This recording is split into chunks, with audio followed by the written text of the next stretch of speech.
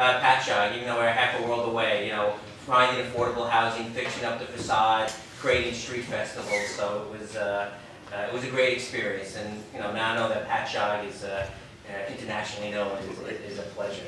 And thank you for including me on that.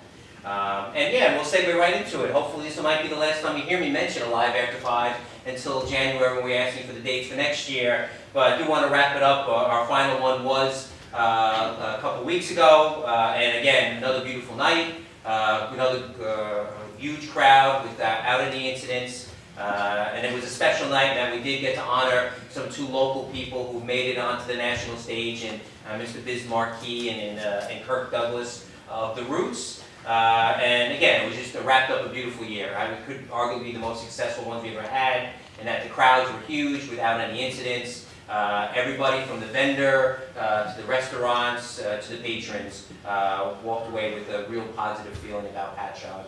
That really made a huge difference. Absolutely. I think that was the best thing that we did, was move it to Thursday, especially with what's happening, you know, the way Patchogue is on a Friday night. It just makes the most sense. It adds an extra night of activity for a lot of these restaurants as well. And you know, it's just, you go around Long Island. I think Alive After 5 is really a signature definition of what Patchogue's about. And look forward to doing it again next year. And I want to just give a huge thanks out to James Skidmore, our chairman from the Brick House, who put together a beautiful event.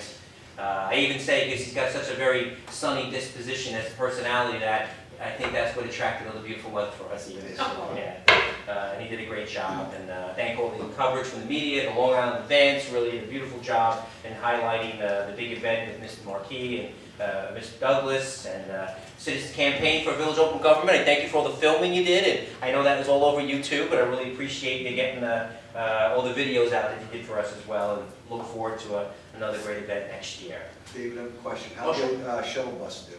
The trolley was a huge success. As a matter of fact, we're looking to maybe expand to some of the other events, like our fall festival, and there's some other things that we're talking about that we're thinking about incorporating that. You know, and the more we use it, the more people get to see it. You know, maybe down the road this will be something permanent that between the bid, the chamber, and the village, we could look to have that kind of permanent service in the summertime, particularly to get people around. But all reports were each week it got bigger and bigger. The buses were pretty much packed each way. And again, no problems at St. Joseph's College. They were happy to use it. There were no incidents or problems with the cars that were parked there. There were a couple of times where people did leave cars overnight, but St. Joseph was very accommodating and didn't mind that, since it is such an open parking lot. So, you know, I think it was great public relations too. People, even if they didn't get a chance to ride it, I think that the option was there, was very pleasurable for them to know that. So.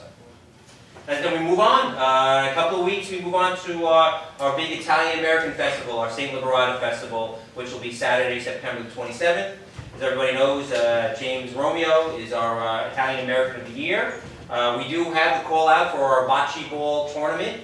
It's a 2-man or 4-man team. It will be $25 per person on the team. I know Tom, I think it's almost already signed up, but I know